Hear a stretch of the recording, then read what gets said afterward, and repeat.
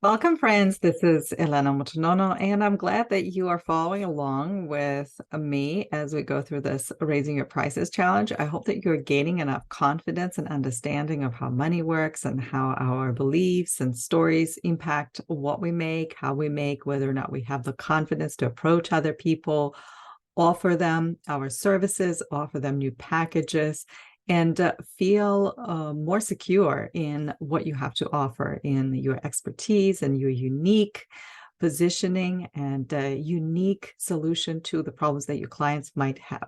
So in this video, we're going to start our conversation because it's a long conversation, but we're going to start our conversation about what to charge per hour. And why is it that the most generic advice about what to charge per hour doesn't really always apply to online language teachers and coaches, and what we're going to do about that?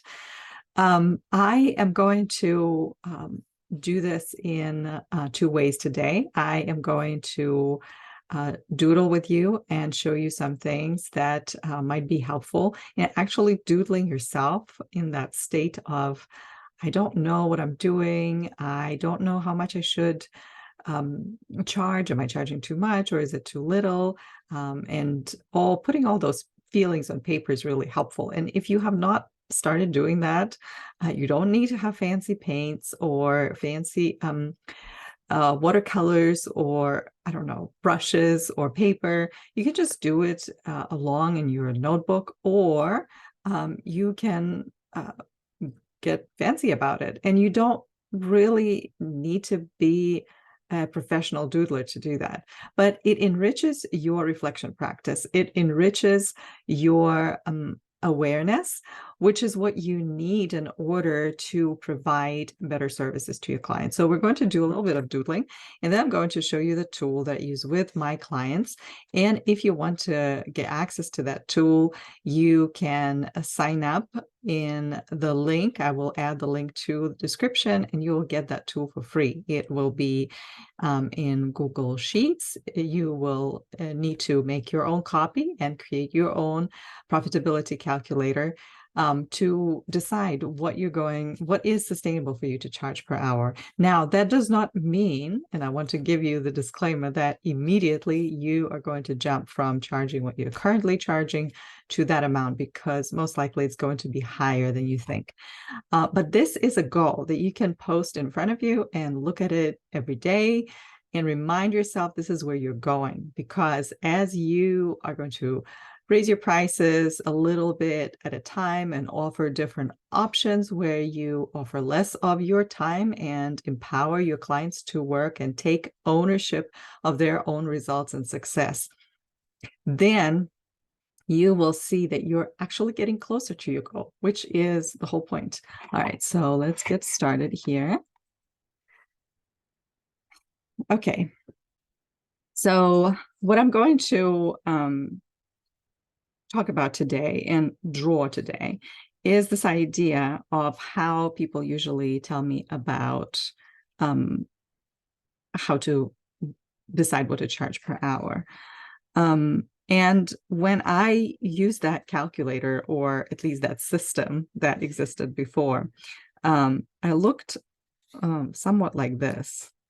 I felt like there was never enough. Now, I need to make a little side note because we'll get back to it. There is a position or like a thought pattern in our minds that it's not enough. And we need to, and we are going to work with that because it's a really important thought. But here in this situation, most likely you're actually not making enough for your business, because the way you're calculating your price per hour is different. The way I used to calculate my price per hour was I would take, what I needed to make the amount, and then I would look around and say, okay, what are people charging per hour? And then I would kind of decide, okay, this person charges this much, and I probably have about the same amount of expertise. So I'm going to charge what they're charging or something thereabout.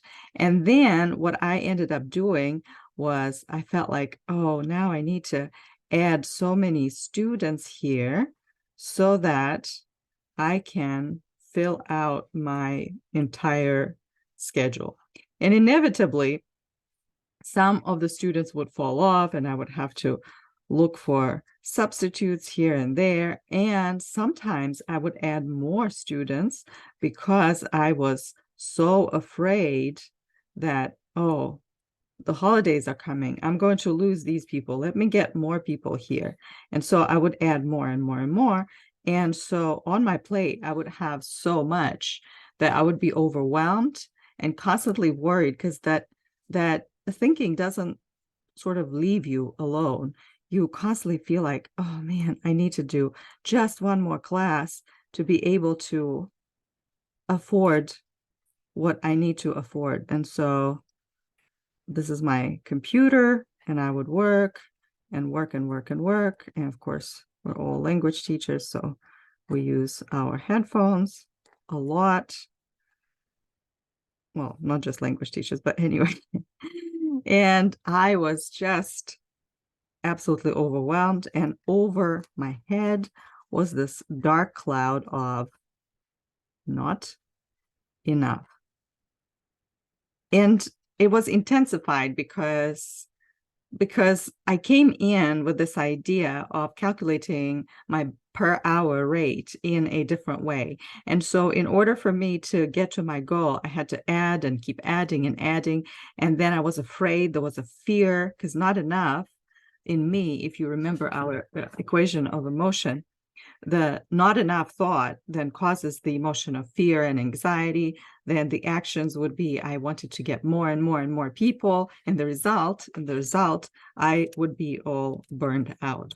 So let's color this. And as you're working along with me, think about, your own ideas of how are you calculating your price right now? Because we're going to change it. We're going to change what we are charging and how we go about figuring out our hourly rate. What is it? What is sustainable for us? Because, the usual idea that people give us is, well, just go ahead and figure out what you want to charge per hour and then multiply it by the number of hours that you want to work. So if you want to work so many hours a week, then that's how many clients you really need. And it was just, to me, it felt like at the time, it wasn't freedom. The online teaching is something that they sell to you as freedom.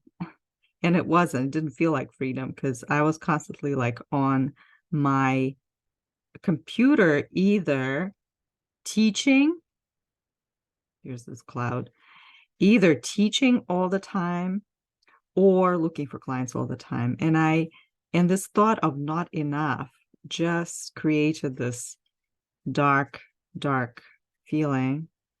And sometimes I felt resentful. I'm going to color my face red a little bit, if you don't mind. But that's how, just to show that I was anxious too, as well. So anxiety is one of those things that really is overwhelming. And my plate was constantly full. Now, your plate may not be full, but it doesn't mean that you don't go over your daily chores thinking, oh, this is just not enough. This is not enough. And so instead, here's what I discovered, that the way I was calculating the time, looking around and saying, okay, what are people charging? And this is how many clients I will need to have to charge. Instead, I discovered two things that I did not know about figuring out what is a sustainable price per hour.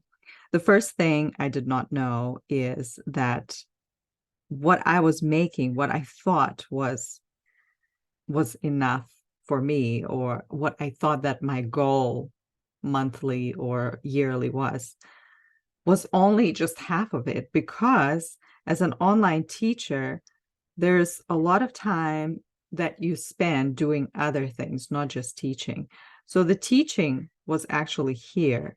and it's called billable hours. So when people come to me and say, well, how much do you charge per hour? And when they pay me, what they are paying me for is the billable hours.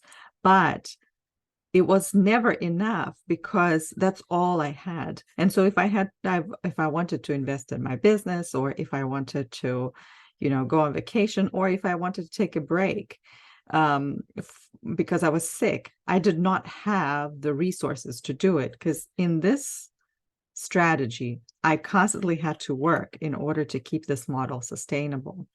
But when I discovered that what you're charging is actually not just billable, but also all these unbillable hours, the other side, and that involves marketing, right? That involves writing emails to people. That involves maybe creating videos. That involves maybe doing podcasting. All of those things are a part of non-billable hours. And they are designed, you need to include that in your pricing, because without that, you're not going to get the clients. And so when I discovered that the money that I need, the so-called salary, is only half, not the whole thing as before, and that everything else was actually behind the scenes, that I had a completely different attitude about making money. And I started also practicing this thought of what I have right now is enough, because I was trusting that what I was charging was going to cover not just my hours of teaching, but also my hours of doing these videos, for example. So it's still a process. I can't tell you that it's always going to work the way you want to, but this is my goal. My goal is to get to a point where I can always say and feel that what I am charging is actually enough. And I am enough. And, this idea of, so this is a different cloud, maybe a little sunshine. When you as a teacher or a coach have doubts about, am I charging enough? Then it's probably not. So there are two things that need to happen. The first thing is to figure out your sustainable price per hour, and I'm going to show you the tool.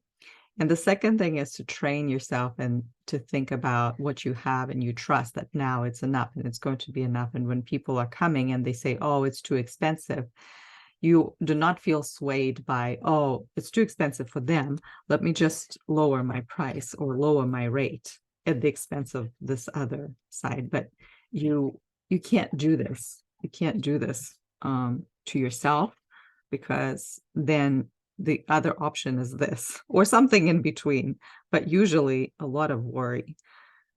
So this is where I want to be.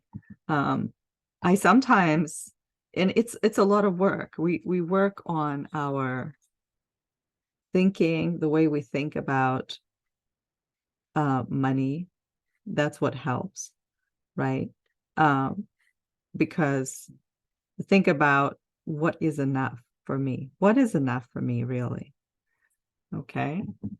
So this is a constant, this is never ending process of I am enough and I have enough. Because of now how you are approaching this is different. You're looking at your sustainable price, and you have a lot of times I would feel insecure because I did not have an idea of what's going to happen if I get sick, or if for one reason or another I couldn't work, or I wasn't really, I didn't have it in me to work on something. If you're going through a difficult time, last year was hard, as the war in Ukraine started, and I was thinking about all of my friends and all of my classmates and all of my coworkers, and many of you who are watching that were going and still are going through a difficult time. And I couldn't do much, but I couldn't even work. Like it was all just very difficult. And so at that time, I was thankful that I had this part, because a part of this so-called non-billable hours is also my savings and my cushion that, you can start building at any time. So I'm going to put the billable hours here as orange, is what I do when I work. And the non-billable hours will be blue.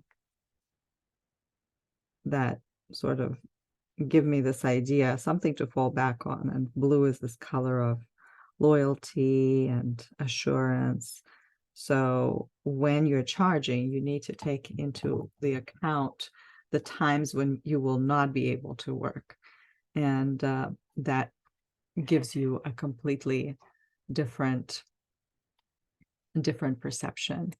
So let me show you the profitability calculator, something that I use in my coaching sessions a lot. And this is something to help you figure out what is your sustainable minimum hourly rate. First of all, you put in here the desired amount that you want to make a year, maybe $20,000. And it's already, it's already set. You want to work 20 hours a week. But also you want to put the percentage that 50% of that is going to be billable. So you will only work with clients 10 hours. In 10 hours, you will do all these other things that, teachers sometimes say, I don't have the time to be on social media. And the reason that you don't have the time is that you're using the system where people tell you, well, just decide how many hours you want to work a week. Okay, I want to work 30 hours, but I won't be able to teach 30 hours, right? When I worked at college, our minimum was, or maximum rather, was 18 hours a week that you could work, teach in the classroom. And of course, the rest of the hours were the so-called non-billable hours, where you did lesson plans. And so once you put it in, you plug it in, and it gives you the idea of your minimum hourly rate is $50 an hour. Now, if you want to make more, right, then it's going to adjust it. Okay. If you want to make more and you want to work more hours, maybe 30 hours a week, then it's going to bring this hourly rate. But that means you're going to have more clients, but your hourly rate goes down. So 50% of that time that you want to work per week is your billable hours. So that's your classroom hours. So 15 hours, it means 15 clients, which is pretty high. So you need to decide what it is. What is the number that you want to work with? Because in order to get those 30 hours in, or those 15 clients in, you need to also have your marketing system in place.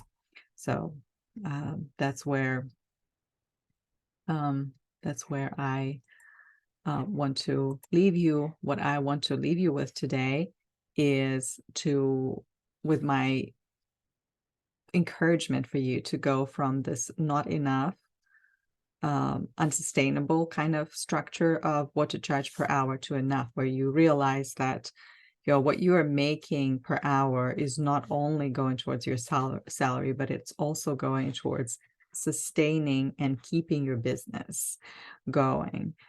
You can't ever do marketing on this kind of structure.